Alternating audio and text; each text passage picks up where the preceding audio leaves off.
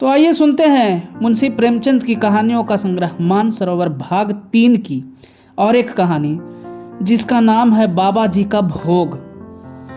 रामधन अहीर के द्वार पर एक साधु आकर बोला, बच्चा तेरा कल्याण हो, कुछ साधु पर श्रद्धा कर।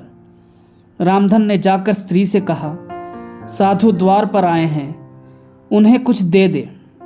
स्त्री बर्तन मांज रही थी और इस घोर चिंता में मग्न थी कि आज भोजन क्या बनेगा।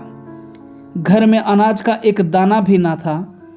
चैत का महीना था, किंतु यहाँ दोपहर ही को अंधकार छा गया था।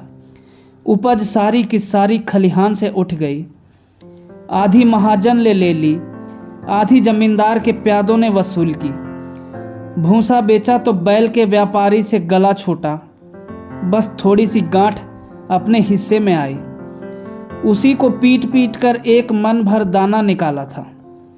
किसी तरह चैत का महीना पार हुआ। अब आगे क्या होगा, क्या बैल खाएंगे, क्या घर के प्राणी खाएंगे, यह ईश्वर ही जाने। पर द्वार पर साधु आ गया है, उसे निराश कैसे लौटाएं, अपने दिल में क्या कहेगा। स्त्री ने कहा, क्या दे दूं, कुछ तो रहा नहीं। रामधन, जा देख तो मटके में कुछ आटा वाटा मिल जाए तो ले आ। स्त्री ने कहा, मटके झाड़ पोंछ कर तो कल ही चूल्हा जला था, क्या उसमें बरकत होगी।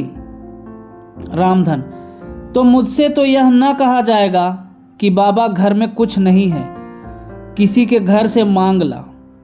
स्त्री, जिससे लिया उसे देने की नौबत नहीं आई, अब और किस मुंह से मांगू।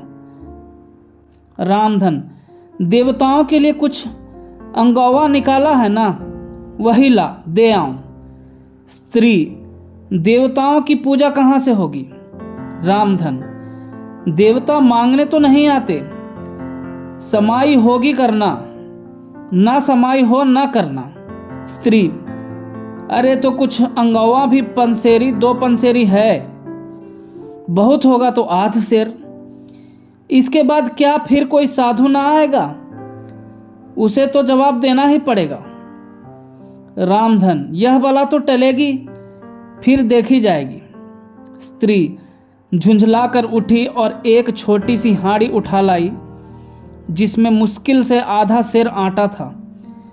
वह गेहूं का आटा बड़े यत्न से देवताओं के लिए रखा हुआ था। रामधन कुछ देर खड़ा सोचता रहा, तब आटा एक कटोरे में रखकर बाहर आया और साधु की झोली में डाल दिया। महात्मा ने आटा लेकर कहा, बच्चा अब तो साधु यहीं रमेंगे, कुछ थोड़ी सी दाल दे तो साधु का भोग लग जाए। रामधन ने फिर आकर स्त्री से कहा, संयोग से दाल घर में थी। रामधन ने दाल, नमक, उपले जुटा दिए, फिर कुएं से पानी खींच लाया। साधु ने बड़ी विधि से बाटियां बनाई, दाल पकाई और आलू झोली में से निकालकर भुर्ता बनाया।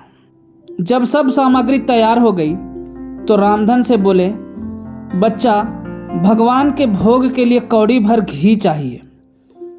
रसोई पवित्र ना होगी तो भोग कैसे लगेगा। रामधन, बाबा जी घी तो घर में ना होगा। साधु, बच्चा भगवान का दिया तेरे पास बहुत है, ऐसी बातें न कह। रामधन, महाराज मेरे गाय भैंस कुछ नहीं है, घी कहाँ से होगा।